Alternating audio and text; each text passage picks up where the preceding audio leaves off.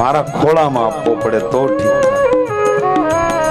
શંકરને ખબર છે કે જેનું ધ્યાન ધરતા ધરતા અબજો વર્ષ સુધી મેં સમાધિમાં ગાળ્યા એવો નારાયણ જો મારા ખોળામાં રમવા આવતો હોય તો આ તક છે એ છોડવા જેવી નથી. અને એટલા માટે જશોદાનું કાંઈ હાલ્યું નહીં. કહે છે પણ બાબા આ તમારા ગળામાં નાગ છે ને, મને એની બહુ બીક લાગે. મારા લાલાને તમે ખોળામાં લેશો અને પેલો નાગ તો જુઓ કેવડો છે. શંકર ભગવાન કે તારો દીકરો સૌથી મોટો મદારી છે. હા ગારુડી છે, મોટા મોટા નાગને નાથવા વાળો છે. એને નાગની શું બીક લાગે? લઈ આવ તારા લાલાને. અને ભારે હૃદયે માં ઉપડી એ ભીતરમાંથી લાલાને હાથમાં લઈને આવી. અને શંકરે જ્યાં આંખ ખોલીને સાધનાની સમગ્રતાનો સાર હામો આવ્યો છે. અને તોય માં જશોદા આમ હામો હાથ રાખીને ઊભી રહી. બાબા આમને હાથ ફેરવી દો ને. નહીં, ખોળામાં જ દેવો પડે એમ કે હા.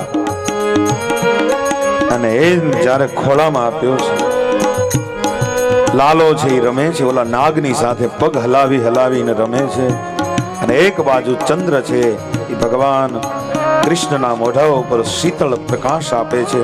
અને દિવ્ય ચાંદનીમાં ચમકતો ગોવર્ધન હોય એવું લાગે છે. લાલાની સુંદરતા પણ વધી છે કૃષ્ણ શંકરના ખોળામાં હોવાથી.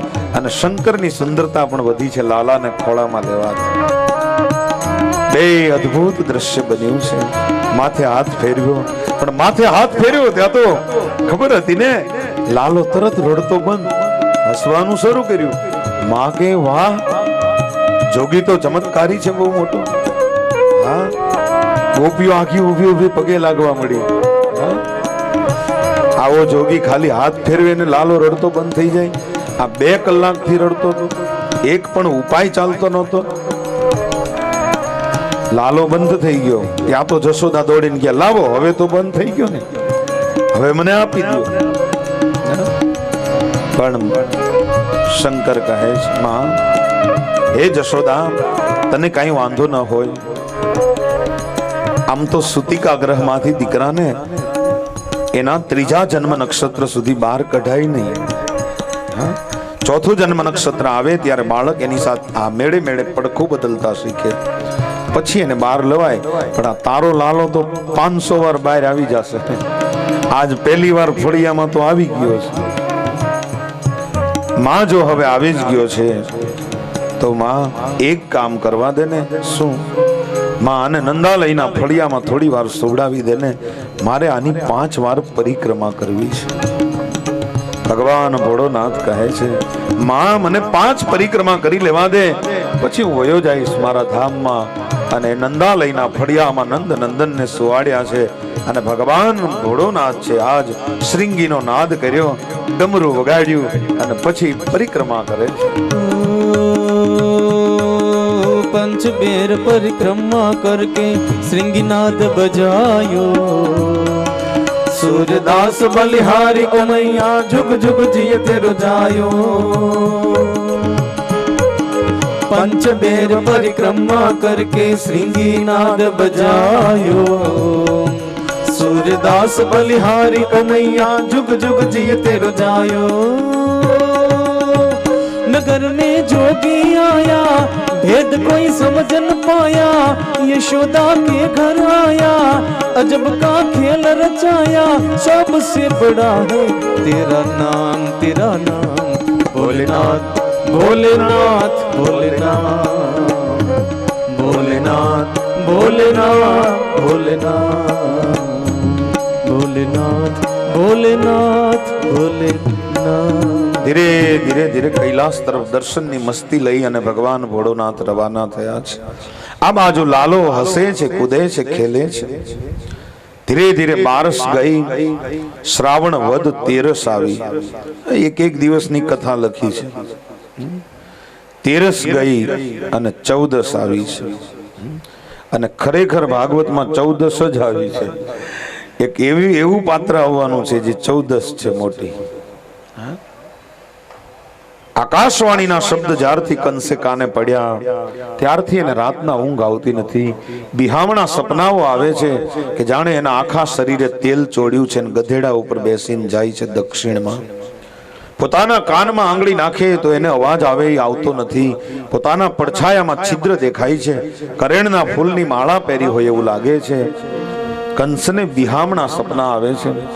એટલે કંસ કહે છે કે મારો કાળ ક્યાંક સુરક્ષિત છે, જોગમાયા કહેતી ગઈ છે. અને એટલા માટે હે પ્રધાનો, તમે મારા કાળને ગોતો અને નાનો છે ત્યાં મારી નાખો, પછી જો મોટો થઈ જશે તો નહીં મરવા દે. અને ત્યારે પ્રધાનોએ કીધું કે મહારાજ, તમારો કાળ હજી અઠવાડિયાનો નથી થયો, હજી એવડો નાનો બાળક છે, ત્યાં કોઈ પુરુષ ન જઈ શકે. તમે કોઈક સ્ત્રીને તૈયાર કરો મારવા તો એ જાય ને. એમ તો કે હા. અને યાદ આવી પૂતના. બકાસુર હતો ને એની બેન હતી બકી, એનું નામ જ પૂતના હતું.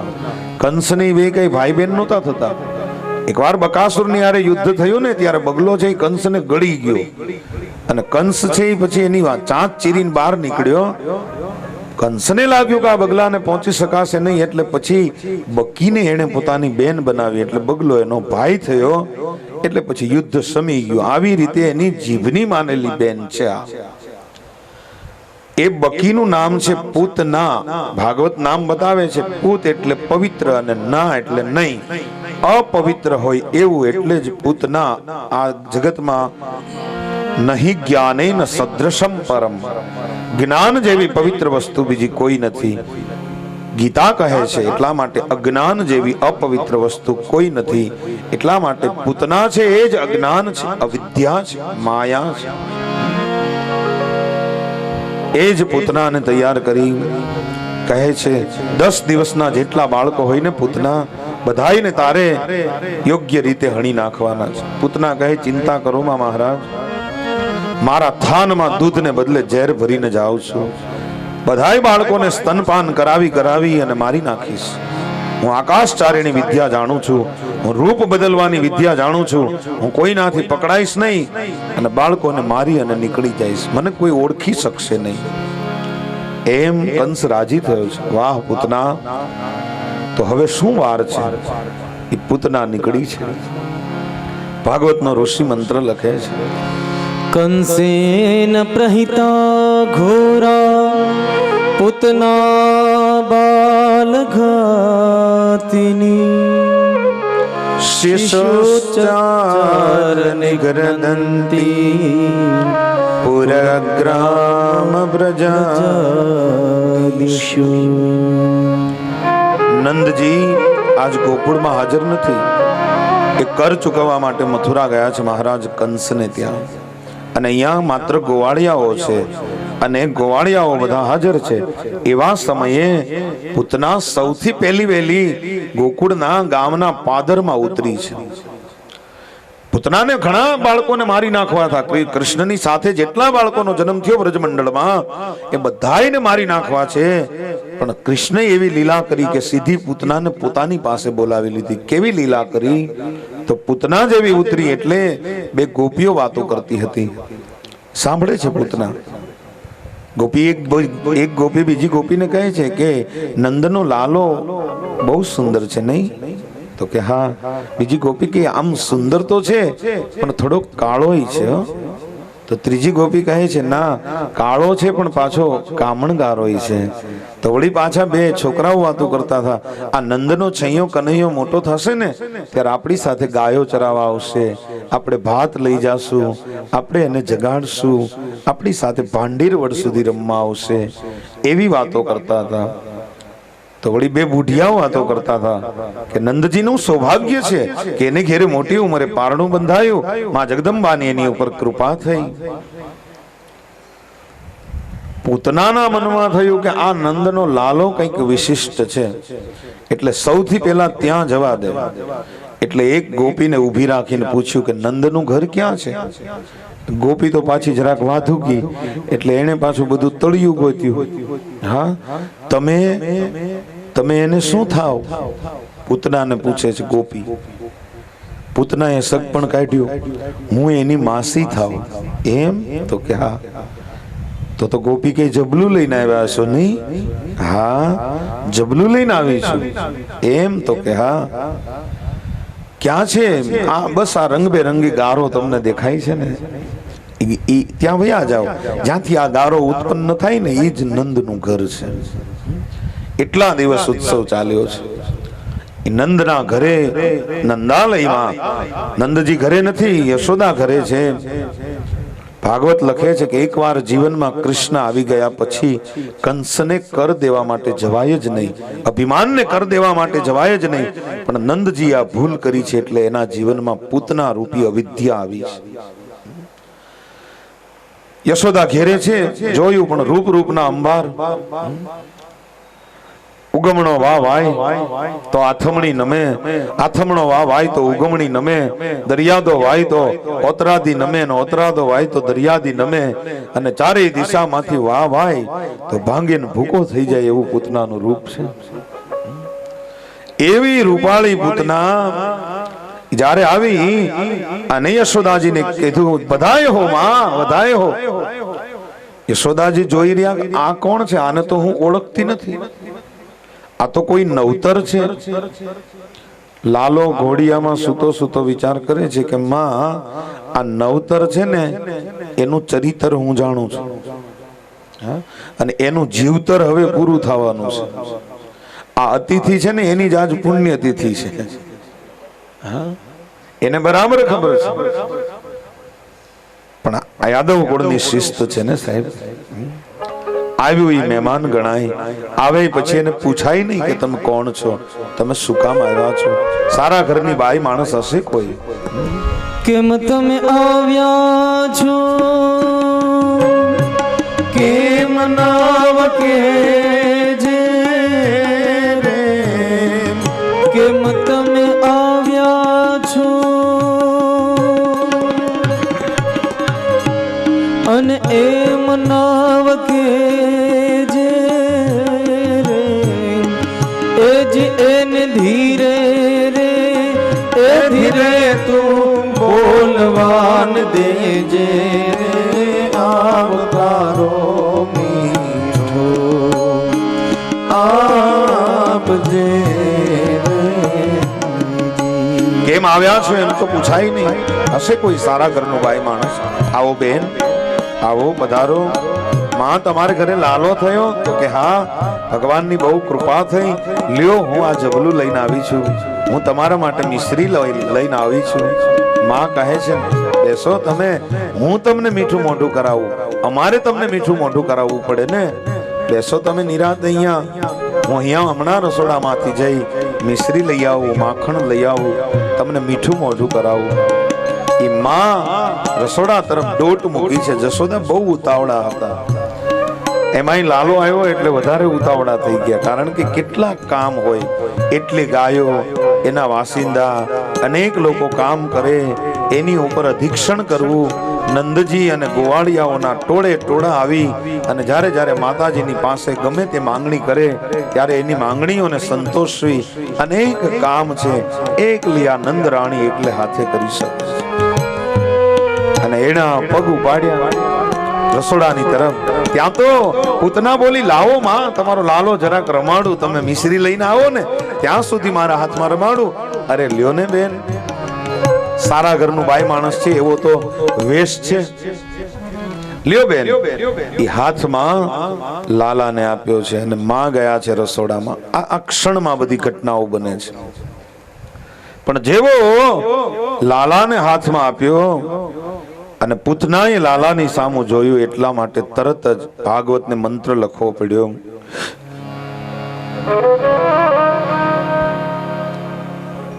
કહે છે લાલાએ આંખો બંધ કરી લીધી છે. ભાગવતનો ઋષિ લખે છે વિબોધ્યતામ બાલક મારિકાગ્રહ ચરાચરાત્મા સનિમીલિતે ક્ષણ. ભગવાને આંખો બંધ કરી લીધી છે. ભગવાને પૂતનાની સામું જોયું નહીં. સંતો કહે છે શું કામ આંખો બંધ કરી લીધી ભગવાને? પૂતનાએ જેવો ખોળામાં લીધો એટલે તરત કેમ આંખો બંધ કરી? તો વળી એનો અર્થ બતાવે છે કે ભગવાને એવું વિચાર્યું કે આ ખોટે ખોટી માં બનીને મને સ્તનપાન કરાવવા આવી છે, અને આને જો હું મુક્ત કરી દઈશ તો મારી માં જશોદાને અને દેવકીને કઈ ગતિ આપીશ, એ વિચારે છે ભગવાન. તો કોઈ કહે છે ના, એમ વિચારતો નથી. ભગવાન કહે છે દ્રષ્ટિ જેને તેને ન અપાય, કારણ કે દ્રષ્ટિ આપીએ તો દ્રષ્ટિ બગડી જાય. હા, જીવતો માણસ, રાંધેલું ધાન, આ બે કારે વાસ મારી જાય એનું નક્કી જ નથી સાહેબ. રાંધેલું ધાન ક્યારે બગડી જાય એનું નક્કી નથી, અને જીવતો માણસ પણ ક્યારેય બગડી જાય એનું નક્કી નથી. એટલે દ્રષ્ટિ જેને તેને ન અપાય. દ્રષ્ટિનું, વૃષ્ટિનું, અને આધુનિક ભાષામાં કહીએ તો ટ્રસ્ટીનું, એનું કઈ નક્કી જ ન હોય. એ ક્યારે બગડે કઈ નક્કી જ ન હોય. હા, દ્રષ્ટિ બગડે, તમને ખબર છે ને, ચા બગડે એનો દિવસ બગડે, અથાણું બગડે એનું વરસ બગડે, દાળ બગડે એનો દિવસ બગડે, ચા બગડે એનું સવાર બગડે. હા, જો ચા બગડે એનો સવાર બગડે. હા, અને પત્ની બગડે એનો ભાવ બગડે એમ કહેવાય છે. મન બગડે એનો મનખો બગડે છે. એમ દ્રષ્ટિ જેને તેને આપીએ. પાપ અને પુણ્ય જો આંખ અને કાનથી જ ભીતરમાં આવે છે. એટલા માટે બ્રાહ્મણો, મને પ્રશ્ન પૂછવામાં આવ્યો હતો 2 દિવસ પહેલા કે બ્રાહ્મણો શું કામ આંખે પાણી અડાડવાનું કહે છે, કેવા મંત્ર બોલીને કહે છે? એ મંત્ર બોલે, તમે સાંભળજો. ભદ્ર કર્ણે ભિઃ શૃણુયામ દેવા. હે જીવ, આ પાણી એવું અભિમંત્રિત છે, તારી આંખે અને કાને અડાડી લે, તારા કાનથી તું સદાયને માટે સારું સાંભળતો રહે, એવા આશીર્વાદ છે. ભદ્રમ અક્ષય, તારી આંખથી સદાયને માટે તું સારું જોતો રહે. ભદ્ર કર્ણેભિઃ શૃણુયામ દેવા, ભદ્રમ પક્ષે માક્ષભિર્યઃ જત્રાહ સ્થિરે રંગે. તારું અંગ સ્થિર રહે, તને આયુષ્ય આપ્યું છે એ સ્થિર રહે. સુષ્ટુવા તસ્તનુર્ભિર્વ્યશેમ હિતં દેવ હિતં જદાયુ. તને જે દેવોએ આયુષ્ય આપ્યું છે એ સ્થિર રહે. એટલા માટે આપણે ત્યાં આંખની પવિત્રતા અને કાનની પવિત્રતાનું બહુ મહત્વ છે. ભગવાન જેને તેને દ્રષ્ટિ ના આપે, કારણ કે પાપ અને પુણ્ય આવે. એક સંત કહે છે ના, એવું નથી. ભગવાન ક્યારેય દ્રષ્ટિ, ભગવાનની ક્યારેય દ્રષ્ટિ બગડે જ નહીં. પણ ભગવાનની દ્રષ્ટિ જો પૂતનાને મળી જાય તો પૂતનાને બ્રહ્મ જ્ઞાન થઈ જાય અને લીલા કરવાની મજા ન આવે. એટલા માટે ભગવાને આંખો બંધ કરી છે. તો કોઈ કહે છે ના, એટલા માટે ભગવાને આંખો નથી બંધ કરી. ભગવાન આંખો બંધ કરીને વિચારે છે કે આ કોણ છે ગયા જન્મમાં કે જે આજે માતાનો ભાવ લઈ ને આવી છે, અને જે આજે એક દુશ્મનનો ભાવ લઈને આવી છે. ભગવાને આંખો બંધ કરીને જોયું, ખબર પડી, ઓ આ તો બલિરાજાની પુત્રી છે, એનું નામ રત્નમાલા હતું ગયા જન્મમાં.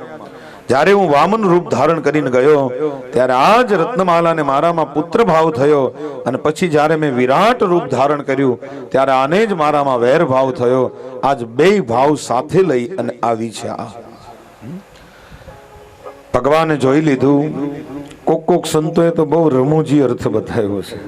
હા, શું અર્થ બતાવ્યો કે ન સુવે ને કનૈયો ત્યારે એમ જશોદામાં કહેતા હતા કે બેટા સુઈ જા, નહીતર બાઘડો આવશે. એટલે હાચો બાઘડો આવ્યો છે એટલે આંખો બંધ કરી લીધી. હવની મતી છે ને ભાઈ. કોઈ કહે છે ઝેર પીવું છે એટલે ઝેર જેને પીધું હોય એને યાદ કર્યો છે ભગવાન ભોળાનાથને. કોઈ એમ કહે છે કે રામાવતારમાં પણ આવી શૂર્પણખા આવેલી, પણ ત્યારે સીતા હાજર છે એટલે દ્રષ્ટિ સીતાની સામે રાખી અને ભગવાન શૂર્પણખાની હારે વાતો કરે છે. પણ અત્યારે તો રાધા કે રૂકમણી હાજર નથી, તો કોની સામે જોવું? એટલા માટે પણ ભગવાને આંખો બંધ કરી લીધી છે. અનેક અર્થો ભાગવતે આપ્યા છે, પણ સાચો અર્થ તો એ જ લાગે છે કે જો ભગવાનની આંખ પૂતનાને મળી જાય, એ દીર્ઘ દ્રષ્ટિ મળી જાય, દદામિ તે દિવ્ય ચક્ષુ, એ જો દિવ્ય ચક્ષુ પ્રાપ્ત થઈ જાય તો પૂતના પગે લાગીને વહી જાય અને એની મુક્તિ ન થાય. એટલા માટે થઈ અને ભગવાને આજ આંખો બંધ કરી છે. પછી તો ભગવાન સ્તનપાન કરાવવા માટે પૂતનાએ પોતાના થાનને ખુલ્લું મૂક્યું અને ભગવાન સ્તનપાન કરે છે. જેનામાં વાત્સલ્ય ન હોય એનામાં દૂધ ક્યાંથી હોય?